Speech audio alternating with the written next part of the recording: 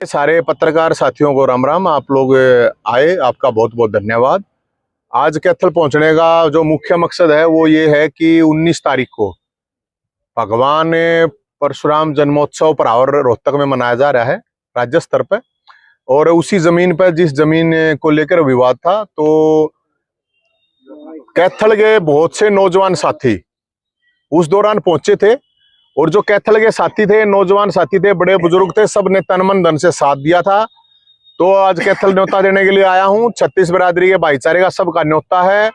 और भोलेनाथ का प्रसाद, भगवान परशुराम का प्रसाद लेने के लिए सारे के सारे आए, क्योंकि वो जमीन मिल गई है और वो सारे भाईचारे और परिचय के दम पर वो जमीन ली थी।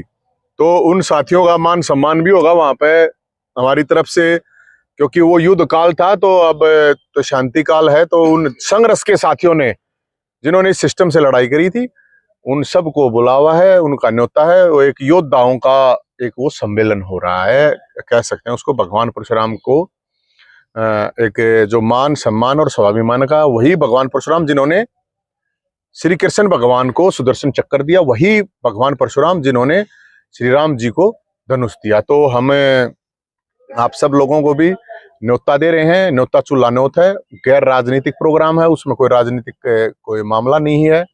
और इसके अलावा जो मुख्य बात है वो ये है कि 121 फीट की देश की सबसे बड़ी प्रतिमा, मंदिर मूर्ति निर्माण की नींव भी रखी जाएगी उस चीज पर भी वहां पे, क्योंकि पूरे हरियाणा प्रदेश से, दिल्ली से, राजस्थान से, अलग अलग जगह से, यूपी से साथी आएंगे। तो वहां बैठ के ही ये सारी चीजें, सारी चर्चा होंगी।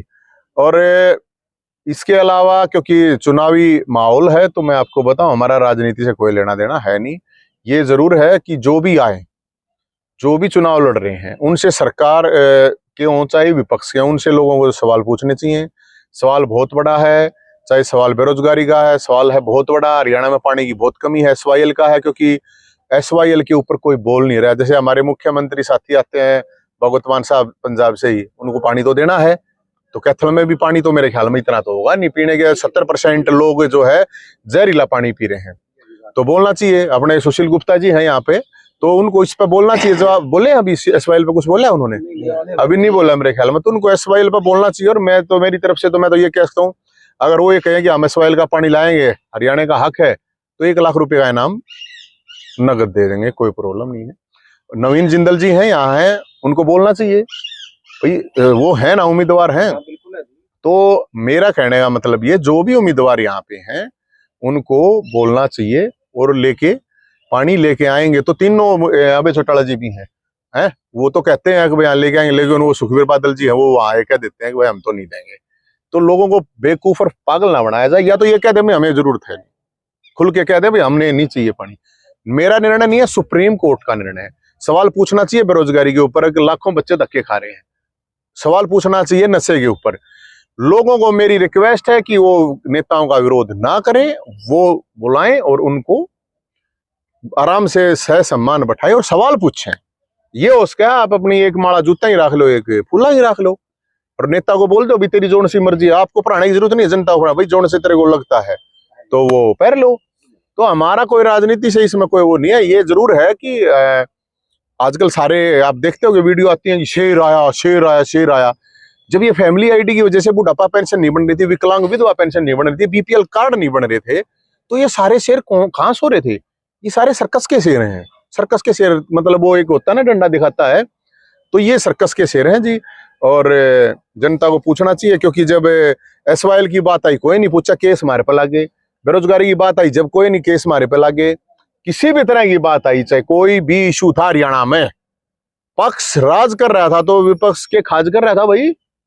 ये पूछना चाहिए ना लोगों ने, बताओ भाई तुम किथे। तो मैं तो ये मानता हूँ निष्पक्ष होकर सबसे सवाल पूछे जाने चाहिए। अग जी ये जो इशू था, सवाल पूछो। बाकी तो हम तो ये एक बात और जरूर मैं कहूंगा, वोट डालने जरूर जाओ, चाहे नोटा का ही बटन दबा के आओ। और इस दौरान शराब ना पियो, क्योंकि शराब नकली है। और 100 रुपए की शराब है जो कॉस्ट उसकी, वह 1000 रुपए या 2000 की बोतल में मिलेगी। तो जहरीली भी उसका, मर भी इसको हो और नकली पियोगे। तो इससे अच्छा है घी दूध और नगद ले लो आप, मतलब घी दूध नगद ले दो, कहने का मतलब ये है। तो क्योंकि बड़े पैसे वाले हैं सब लोग, कोई पैसे की तो कमी है नहीं इनके पास। और मैं पत्रकार साथियों से भी अपील करूंगा कि भाई SYL के ऊपर या इन मुद्दों के ऊपर, बेरोजगारी के ऊपर, नशे के ऊपर, भाई आपकी क्या प्लान है, पहले कहाँ थे, आगे क्या होगा। तो इस तरह के सवाल तो मेरे ख्याल में पूछे जाने चाहिए। और कैथल के साथी हैं, 12 तारीख को भगवान परशुराम की शोभा यात्रा निकाल रहे हैं। और तो इसमें सारे साथियों से हमें ये अपील करें, कैथल के जितने भी 36 बरादरी के भाईचारे थे सबसे अपील है, भगवान परशुराम कोई अकेले किसी एक बरादरी के नहीं थे, भगवान परशुराम सबके थे, न्याय के देवता थे। भोलेनाथ ने परशुराम जी को परसु दिया था, मतलब दिया था फरसा, अत्याचार ज्यादा बढ़ रहा है उसके ऊपर। और जो बहुत से लोग कहते हैं कि जो बोला इन्होंने तो क्षत्रियों का नाश किया था, कोई क्षत्रियों का नाश किया था, जो पापी थे उनका नाश करा था। अब पापी तो कोई भी हो भाई, लड़ाई तो ही है। कृष्ण ने भी अपने मामा कंस के साथ लड़ाई करी, धर्मयुद्ध था। कृष्ण भगवान ने खुद, वो भी तो उनका एक परिवार ही था, आपस में उनका भी होया था है। तो उसमें 36 बरादर, भगवान ने परशुराम की सेना में 36 बरादरी के लोग थे और सब कुछ जीत के, सब कुछ छोड़कर तपस्या के लिए चले गए थे। तो हम तो यही कह रहे हैं कि भाई सारे भाईचारा, उससे बढ़िया कुछ नहीं है। बूथों पे या और कितने राजनीतिक रूप से लड़ना मत, झगड़ना मत। कोई नेता आपका केस नहीं लड़ेगा, ना कोई आपको छुड़वाने आएगा, ना कोई जेल में रोटी देने आएगा। अपना भाईचारा खराब मत करना। मेरी तो 2 4 5 ये बात है जी। आपका कोई सवाल है तो नवीन जी, 19 तारीख को मुख्य अतिथि के तौर पर कौन बुलाएगा? मुख्य अतिथि भगवान परशुराम।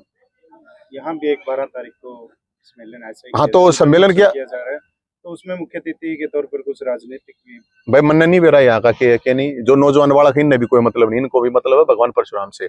और मैं सब एक चीज में और भी कहना चाहता हूँ, भगवान परशुराम का राजनीतिक प्रयोग हम नहीं होने देंगे। पहली बात है, भगवान परशुराम न्याय के देवता थे, कोई राजनीतिज्ञ नहीं थे, एक बात।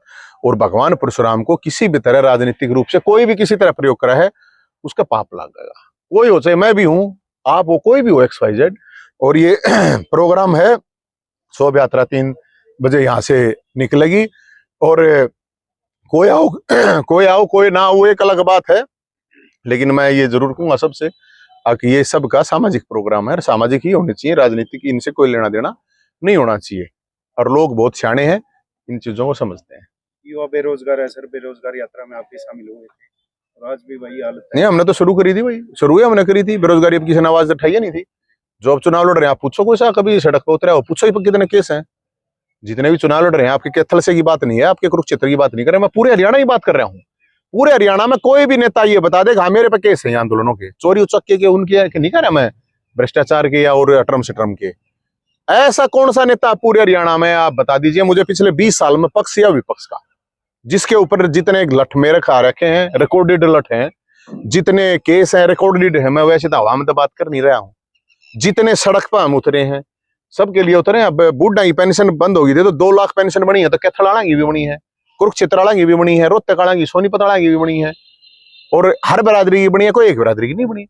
अगर बेरोजगारी की लड़ाई हमने लड़ी है, केस हमने भुगते हैं, तो नौकरी अगर लगे हैं और भी लगेंगे तो सारी बरादरियां लगेंगे, कोई एक बरादरी का तो लगे नहीं। तो केस ज्यादा हो सकते हैं, लेकिन दिव्यांशु बुद्धि राजा पर भी इसी प्रकार के केस है। उन्होंने पूर्व मुख्यमंत्री खट्टर के खिलाफ और बेरोजगारी के लिए जो मुहिम छेड़ी थी, वहां पर केस हुए। वो उनकी बजाय उनके बड़े नेताओं को होने चाहिए थे, है ना। बड़का ने रोड पर ताड़ने का कोई फायदा नहीं होता, जिम्मेदारी बड़े नेताओं की होनी चाहिए। और लड़ाई लड़ी है तो अच्छी बात है, और राजनीतिक लोगों को तो लड़नी भी चाहिए ना। अब मैं तो और कोई चीज कह सकूं, लेकिन राजनीतिक माहौल है, मैं इसलिए ज्यादा मेरा कहना भी ठीक नहीं है। कहने के लिए मेरे पास बहुत कुछ है, लेकिन मैं क्योंकि किसी पार्टी में हूं नहीं, तो मैं किसी पार्टी क्यों राग नहीं गाऊं भाई, है ना। जिस जमीन के लिए आप लड़ रहे थे तो वो आपको मिल चुकी है, तो किसको श्रेय देना चाहेंगे आप? वो भोलेनाथ को है, परशुराम को है, प्रसादारियों को, 36 बरादरी को। मैं कोई सरेवरे लेने वाला नहीं हूँ, मैंने जरूरत नहीं है, ना मेरी औकात है। मेरे तो बाबू के भी 2 बीघे जमीन है भाई साहब। मेरा के भी तक मैं 200 करोड़ की जमीन, 16 एकड़ जमीन, जो इतनी प्राइम लोकेशन की जमीन सरकार से ले लूं, जिसके ऊपर 2 सरकारों का 14 साल से कब्जा हो, मेरी औकात नहीं थी। ये सब भाईचारा था, और 36 बरादरी का भाईचारा था। और वो योद्धा थे जो उस टाइम पे बहुत से ठेकेदार जो बने घूमते हैं, वो छुप गए थे, भाग जाते थे। नवीन से दाया करता तो भाग जाया करते, लुक जाया करते, समझे ना। लेकिन वहां पे वो फरसे लेके जो गए थे, हजारों नौजवान, बुजुर्ग भी थे, 90 साल का आदमी भी था। मैं उसको नौजवान इसलिए कहूंगा कि हिम्मत थी भाई साहब। और लगातार 2 साल से लड़के ये चीज ली है। ये कोई रहम या कोई भीख में नहीं मिली है। और वो लड़ाई लड़ी थी। आप हमारे पूर्व जो सीएम साहब थे कट साहब, बताओ तो सही कौन लड़ा है हमारे अलावा? आप ना आइडेंटिफाई करके कोई हो ही सा तो उसने श्याम ही बैठा दो। तो वो जो जमीन है उस पर स्कूल कॉलेज हॉस्पिटल बनेगा। देश की सबसे बड़ी भगवान परशुराम, क्योंकि वो अकेले जमीन की बात नहीं थी, वो जमीर की बात थी और वो जागृति लेके आई है वह जमीन। तो हम तो ये मानते हैं कि हमें, मुझे तो शक्ति भाई साहब वहीं से भोलेनाथ से परशुराम से मिलती है लड़ाई लड़ने की। वो कहते नहीं खाटू श्याम हारेगा सारा, खाटू श्याम बाबा हमारा। तो हम तो कोशिश करते हैं जी, कोई हार रहा है तो उसका थोड़ा बहुत कुछ भी जितना भी सारा उसका है। नशे भरे युवाओं को संदेश। मैं युवाओं को एक चीज जरूर कहूंगा कि नशा बहुत गंदी चीज है, उससे दूर रहो। आपको नौकरी मिले ना मिले कोई बात नहीं, चाल जाएगा। आपकी शादी हो ना हो वह भी चाल जाएगी, लेकिन नशा मत करो। और क्योंकि नशा करोगे तो फिर आप क्राइम करोगे फिर जेल तो बढ़ाते रहेंगे, कोई प्रॉब्लम नहीं है। नशे और आपसी झगड़े मतलब अपराध से दूर रहो और नशे से दूर रहो, तो भी आपकी जिंदगी में कुछ न कुछ भगवान अच्छा करेगा। डिप्रेशन में जाने की जरूरत नहीं है। लड़ना सीखो, आवाज ठानी सीखो एक लोकतांत्रिक तरीके से, क्योंकि चेतना होनी चाहिए। नौजवान का मतलब ये नहीं है कि आपने डिग्री ले लिया, पढ़ लिए, बात खत्म ना। जागरूक होना जरूरी है और निष्पक्ष होना जरूरी है, लड़ना जरूरी है और भाईचारे बनाए रखना जरूरी है। चेतावनी क्या रहेगी जो सामाजिक कार्यक्रम को राजनीतिक रंग देने की कोशिश करेंगे? चेतावनी की चेतावनी बता दिला, पाप लागा कीड़े पड़के मरेंगे इसे, और बताओ। भाई सीधी बात है, मेरा तो अपना मानना है। देखो, गौशाला के नाम पे खाने वाले, धर्मशाला के नाम पे खाने वाले, या किसी भी धार्मिक उस या समाज के नाम से खाने वाले, कोई भी हो चाहिए, मैं ये मानता हूं कल मैं भी ये काम करूं तो मेरे भी कीड़े पड़के मरे। क्योंकि भगवान के नाम पे या इस तरह की चीजें, ये सामाजिक चीजें होती हैं, उसमें समाज के जो लोग अच्छा काम करते हैं समाज को उनका सहारा भी लाना चाहिए। लेकिन कोई भी किसी तरह का फायदा उठाना, अपना मतलब व्यक्तिगत फायदा कोई उठाता है किसी सामूहिक, उसको बेचना ना तो मैं बेच दूंगा समाज ने, बता मेरे तो फालतू कौन बाकी से मिल रहे बताओ। कोई मैं भी तो जाकर कितना भी बैठ गया था, लेकिन मैं समाज के नाम पे थोड़ी जाऊंगा। मैं चला भी जाऊंगा तो मैंने थोड़ी कहूंगा भाई ना तुम भी ना, भाई जिसने जो अच्छा लगता हो राजनीति करो।